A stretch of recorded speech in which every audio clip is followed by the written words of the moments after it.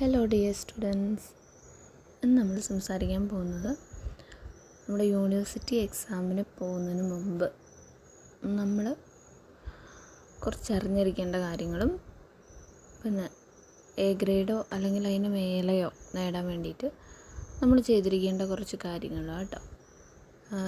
ഞാൻ എങ്ങനെയാണ് A grade കിട്ടിയത് അല്ലെങ്കിൽ ഞാൻ എന്താണ് അതിന് വേണ്ടി ചെയ്തത് എന്നുള്ളത് മാത്രമാട്ടോ ഞാൻ നിങ്ങൾക്ക് പറഞ്ഞു തരുന്നത്.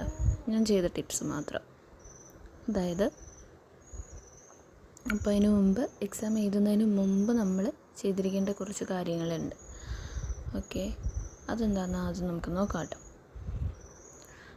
അതായത് നമ്മൾ തലേദിവസം ഓൾറെഡി എക്സാമിനെല്ലാം പ്രിപ്പയർ ചെയ്ത് വെച്ചിട്ടുണ്ടാവും.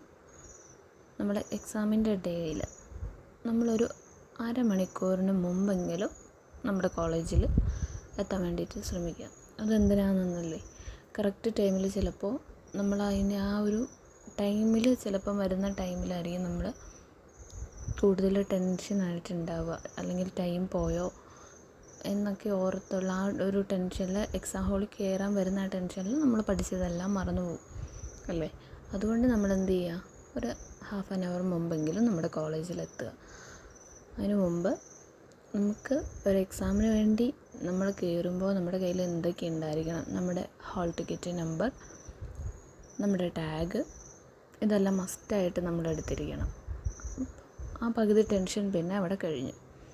എന്നിട്ട് നിങ്ങൾ ആ ഹാഫ് ആൻ അവറിന് മുമ്പ് ചെന്നിട്ട് കോളേജിൽ ചെന്നിട്ട് ചെയ്യേണ്ട കാര്യമാണ് നിങ്ങളുടെ ഹാൾ എവിടെയാണെന്ന് കണ്ടുപിടിക്കുക, നിങ്ങളുടെ സീറ്റ് എവിടെയാണെന്ന് കണ്ടുപിടിക്കുക. ഇത്രയും കൂടെ കഴിഞ്ഞിട്ടുണ്ടെങ്കിൽ നമ്മുടെ പകുതി ടെൻഷൻ അങ്ങ് ഒഴിവായി അല്ലേ. അതിനുശേഷം എക്സാം ഹാളിൽ നമ്മൾ കയറി കഴിഞ്ഞാൽ നമ്മൾ കാമായിട്ടിരിക്കുക, ടെൻഷൻ അടിക്കാണ്ടേ ഇരിക്കുക. നമ്മൾ പഠിച്ച കാര്യങ്ങൾ അതൊന്നും ചിന്തിച്ചിട്ട് അതിനെക്കുറിച്ചൊന്നും ബോധേഡാവാണ്ട് കാമായിട്ടിരിക്കുക. ഓക്കെ, ദെൻ എക്സാം പേപ്പർ നമ്മുടെ കയ്യിൽ കിട്ടിക്കഴിയുമ്പോൾ നമ്മൾ ആദ്യം ചെയ്യേണ്ടത് എന്താ, നമ്മുടെ ഫ്രണ്ട് പേജ് ഫില്ല് ചെയ്യേണ്ട കുറേ നമ്മുടെ നമ്പേഴ്സ്, നമ്മുടെ രജിസ്റ്റർ നമ്പറും ഒക്കെ ഫില്ല് ചെയ്യേണ്ട ഒരു പോർഷൻ ഉണ്ടാവും. അതൊക്കെ വളരെ കൂളായിട്ട് വേണം നമ്മൾ ഫില്ല് ചെയ്യാൻ. കാരണം എനിക്കൊരു അബദ്ധം പറ്റിയിരുന്നു. ഇങ്ങനെ എക്സാമിൻ്റെ ടൈമിൽ ടെൻഷൻ അടിച്ച് എഴുതി ആ ഫ്രണ്ട് പോർഷൻ്റെ ആ രജിസ്റ്റർ നമ്പർ എഴുതിയത് വരെ ഫുൾ തെറ്റിച്ച് എഴുതി അവിടെ ഫുൾ വെട്ടിക്കോളാക്കേണ്ട വന്നു. അപ്പം ആ സമയത്ത് അത് നമ്മൾ ചെയ്യരുതെന്നല്ല, അങ്ങനെ വന്നു കഴിഞ്ഞാൽ നമുക്ക് വേറെ ഓപ്ഷൻസ് ഉണ്ട്. പക്ഷേ നമ്മുടെ ക്വസ്റ്റ്യൻ പേപ്പർ എടുക്കുന്ന ആളുകൾ, നമ്മളെപ്പോഴും പറയാറില്ലേ നമ്മുടെ പേപ്പർ നോക്കുന്ന ആളുടെ മനോഭാവം വരിച്ചിരിക്കുമെന്ന്. അപ്പം നമ്മുടെ ആ ഫ്രണ്ട് പേജ് കാണുമ്പോൾ തന്നെയുള്ളൊരു ഇമ്പ്രഷൻ ഉണ്ടല്ലോ, നമ്മുടെ നീറ്റായിട്ടുള്ള ഹാൻഡ് റൈറ്റിങ്, നമ്മുടെ ആ ഒരു രജിസ്റ്റർ നമ്പർ, അതൊക്കെ വെട്ടും കുത്തും ഇല്ലാണ്ട് നല്ല ഭംഗിയായിട്ട് കാണുമ്പോൾ നോക്കുന്ന ആൾക്കും എന്താവും, ഉള്ളിൽ നോക്കാനുള്ളൊരു ആകാംക്ഷയുണ്ടാവും. അപ്പോൾ അതുകൊണ്ടാണ് നമ്മൾ ഫ്രണ്ട് പേജ് എപ്പോഴും ഒരു തെറ്റും വരാണ്ട് നോക്കണമെന്ന് പറയുന്നത്. അപ്പം നമ്മൾ അതിന് ടെൻഷൻ ഇല്ലാണ്ടിരുന്നാൽ മാത്രമാണ് നമുക്ക് ആ ഫ്രണ്ട് പേജ് നല്ല രീതിയിൽ എഴുതാൻ പറ്റത്തുള്ളൂ. അപ്പോൾ ഇത്രയും കാര്യം ശ്രദ്ധിക്കുക. എന്നിട്ട് ക്വസ്റ്റ്യൻ പേപ്പർ കയ്യിലെടുത്ത് നിങ്ങൾ കാമായിട്ടിരുന്ന് വായിക്കാൻ ശ്രമിക്കുക. ഈ ടെൻഷൻ അടിച്ച് പെട്ടെന്ന് നമുക്ക് ക്വസ്റ്റ്യൻസൊക്കെ കാണുമ്പോൾ അയ്യോ ഇതെല്ലാം ഞാൻ പഠിക്കാത്ത പോർഷനിൽ നിന്നാണല്ലോ എന്നൊക്കെയുള്ള ചിന്തകൾ ഇങ്ങനെ കയറി വരും. അതൊന്നും നമ്മൾ മൈൻഡ് ആക്കുകയോ വേണ്ട. നമ്മുടെ മൈൻഡ് റിലാക്സ് ആക്കി ഇരുന്നിട്ട് വേണം എക്സാം സ്റ്റാർട്ട് ചെയ്യാൻ വേണ്ടിയിട്ട്. അതിനു മുമ്പ് ശ്രദ്ധിക്കേണ്ട ഒരു കാര്യമാണ് നമ്മൾ എക്സാമിന് യൂസ് ചെയ്യുന്ന പേന. ഇപ്പോൾ ബ്ലാക്ക് ഇഷ്ടമുള്ളവർ ബ്ലാക്ക് എടുത്തോട്ടെ, കുഴപ്പമില്ല. ബ്ലൂ ഇഷ്ടമുള്ളവർ ബ്ലൂ എടുക്കട്ടെ. ഒരിക്കലും നമ്മൾ പുതിയ പേനയായിട്ട് എക്സാം ഹാളിൽ കയറരുത്. എന്തുകൊണ്ടാണ് അങ്ങനെ പറയുന്നത്, നമ്മൾ പുതിയ പേന എപ്പോഴും യൂസ് ചെയ്യുമ്പം ആദ്യം യൂസ് ചെയ്യുന്ന സമയത്ത് പുതിയ പേന ഒരു ലൈറ്റ് കളറായിരിക്കും അല്ലേ. അപ്പം ആ ഒരു ലൈറ്റ് കളറിൽ എഴുതുമ്പോൾ നമുക്ക് തന്നെ ഒരു സാറ്റിസ്ഫാക്ഷൻ ഉണ്ടാവില്ല. അതുകൊണ്ട് നമ്മളൊരു പുതിയ പേന വാങ്ങിച്ചിട്ട് ഒരു കുറച്ച് എഴുതി അതിനൊരു ഡാർക്ക് കളർ വരുന്ന വരെ നമുക്കറിയാലോ ആ പേന. അങ്ങനെ 2 പേന നമ്മളെപ്പോഴും എക്സാം ഹാളിൽ പോകുന്നതിന് മുമ്പ് കരുതിയിരിക്കുക. അതിന് ശേഷം ഇത്രയും കാര്യങ്ങൾ ശ്രദ്ധിച്ച ശേഷം നമ്മുടെ എക്സാം സ്റ്റാർട്ട് ചെയ്യാണ് കേട്ടോ. സ്റ്റാർട്ട് ചെയ്യുമ്പോൾ നമ്മുടെ ക്വസ്റ്റ്യൻ പേപ്പറിൽ A part, B part, C part അങ്ങനെ 3ആയിട്ട് തിരിച്ചിട്ടുണ്ടാവുമല്ലോ. അതിൽ നമ്മൾ ഒരിക്കലും ഒരു കാരണവശാലും ക്വസ്റ്റ്യൻ സ്റ്റാർട്ട് ചെയ്യുന്ന സമയത്ത് ഒരു കാരണവശാലും നമ്മൾ എ പാർട്ട് ഫില്ല് ചെയ്യാൻ നോക്കരുത്. അതായത് വൺ വേർഡ് ക്വസ്റ്റ്യൻസ് ഫില്ല് ചെയ്യാൻ നോക്കുകയോ ചെയ്യരുത്. ആദ്യം എക്സാം പേപ്പറിൽ എഴുതരുത്. നമ്മളെന്താണ് ചെയ്യേണ്ടത്, നമ്മുടെ സി പാർട്ട് ഉണ്ടല്ലോ 15 മാർക്കിൻ്റെ ക്വസ്റ്റ്യൻ, അതാണ് സി പാർട്ട് വേണം നമ്മൾ ആദ്യം എഴുതാനായിട്ട്. സി പാർട്ട് 15 മാർക്കിൻ്റെ ക്വസ്റ്റ്യൻ. അപ്പം നമ്മൾ ആൻസർ പേപ്പർ ആൻസർ ചെയ്യാൻ പോവുകയാണ്. നമ്മൾ സി പാർട്ട് എന്ന ഹെഡിങ് എഴുതി അണ്ടർലൈൻ ചെയ്തു. എന്നിട്ട് ആ ക്വസ്റ്റ്യൻ നമ്മൾ സി പാർട്ടിൽ ഏത് ക്വസ്റ്റ്യനാണോ നമ്മൾ ആൻസർ ചെയ്യുന്നത് ആ ക്വസ്റ്റ്യൻ നമ്പർ എഴുതിയിട്ട് നിങ്ങൾ ആൻസർ ചെയ്യാൻ തുടങ്ങുക. ഈ ആൻസർ ചെയ്യാൻ തുടങ്ങുമ്പോൾ ശ്രദ്ധിക്കേണ്ട കാര്യങ്ങളാണ്. എസ് എ ക്വസ്റ്റ്യൻ ആകുമ്പം പാരഗ്രാഫ് തിരിച്ച് എഴുതുക. അതായത് ഒരു 10-15 വരികൾ അല്ലെങ്കിൽ ഒരു 10 വരികൾ കഴിഞ്ഞതിന് ശേഷം നെക്സ്റ്റ് വരിയിൻ്റെ പകുതിയിൽ നിന്ന് സ്റ്റാർട്ട് ചെയ്ത് പാരഗ്രാഫ് തിരിച്ച് എഴുതുക. ഈ എസ് എ എഴുതുമ്പം ഏറ്റവും കൂടുതൽ ശ്രദ്ധിക്കേണ്ട കാര്യങ്ങൾ, അതിൽ ഇമ്പോർട്ടൻ്റ് ആയിട്ടുള്ള ഓരോ വേർഡ് ഉണ്ടാവുമല്ലോ. നമ്മളിപ്പം പഠിച്ചൊരു പോർഷൻ്റെ ആണ് എസ് എ വന്നാക്കുന്നത്. അല്ലെങ്കിൽ ഇപ്പോൾ ഒരു ക്ലാസിഫിക്കേഷനാണ്, ഇന്നൊരു പോർഷൻ്റെ ക്ലാസിഫിക്കേഷൻ അല്ലെങ്കിൽ ഫ്യൂച്ചേഴ്സ്, ഫങ്ഷൻസ്, ഇതാണ് ചോദിച്ചിരിക്കുന്നതിരിക്കട്ടെ. അപ്പോൾ നമ്മൾ പോയിൻ്റ് ബൈ പോയിൻ്റ് ആയിട്ടാണ് പഠിച്ചിരിക്കുന്നത്, അല്ലെങ്കിൽ പോയിൻറ്റ്സ് ഉണ്ട് അതിൽ. അപ്പോൾ എന്ത് ചെയ്യണം, ഒന്നിട്ട് അതിൻ്റെ പോയിൻ്റ് എഴുതിയിട്ട് നമ്മൾ പെൻസിൽ വെച്ചോ അല്ലെങ്കിൽ അതേ പേന വെച്ചോ നമ്മൾ അണ്ടർലൈൻ ചെയ്തിട്ട് അതിൻ്റെ താഴെ എഴുതി തുടങ്ങാം. ഓക്കെ, ആ ഹെഡിങ് നമ്മളിപ്പോൾ ക്ലാസിഫിക്കേഷൻ, ഫ്യൂച്ചേഴ്സ് അണ്ടർലൈൻ ചെയ്തിട്ട് അതിൻ്റെ അടിയിൽ നമ്മൾ എഴുതുന്ന ഒരു പോർഷൻ ഉണ്ടല്ലോ, ആ പോർഷനിൽ ഏറ്റവും ഇമ്പോർട്ടൻ്റ് എന്ന് തോന്നുന്ന ഒരു വേർഡ് ഉണ്ടാവും.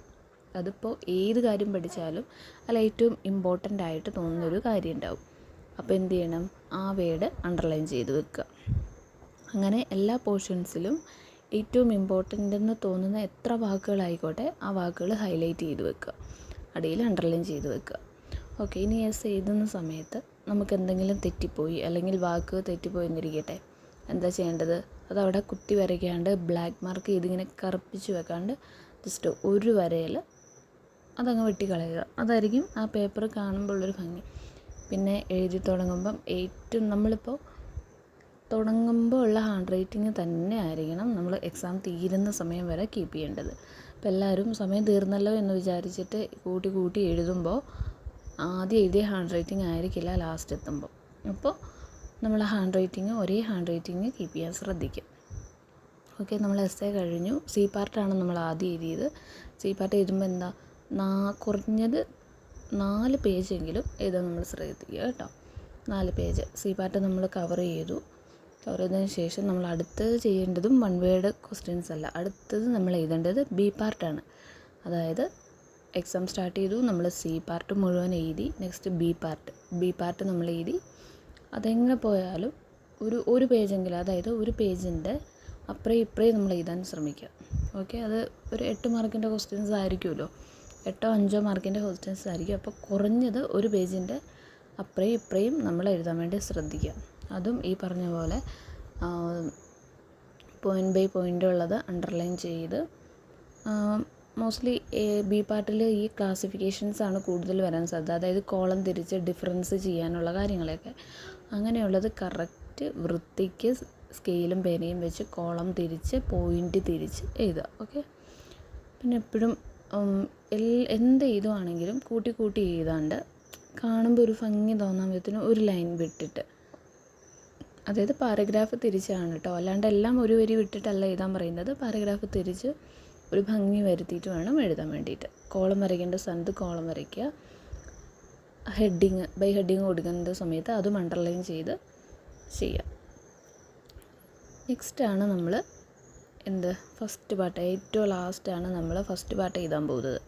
അതായത് നമ്മുടെ 2 മാർക്കിൻ്റെ ക്വസ്റ്റ്യനാണ് നമ്മൾ ലാസ്റ്റ് എഴുതാൻ പോകുന്നത്.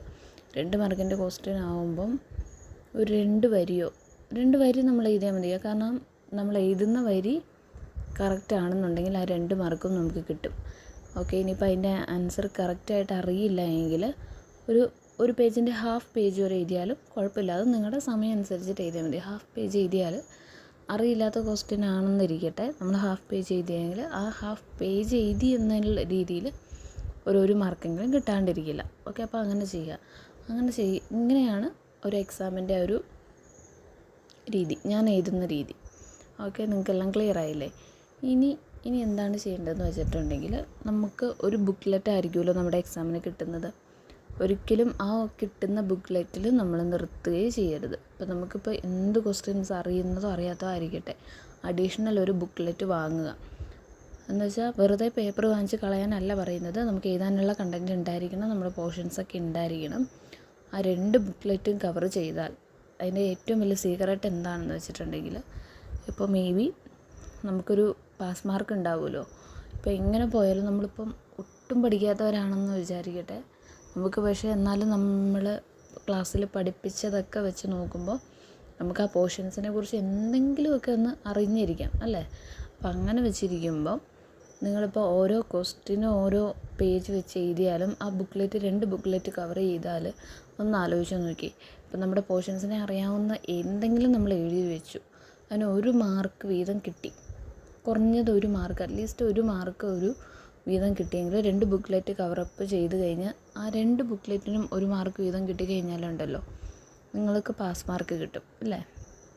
അപ്പോൾ ഇങ്ങനെയാണ് ഞാൻ ചെയ്ത ട്രിക്ക്.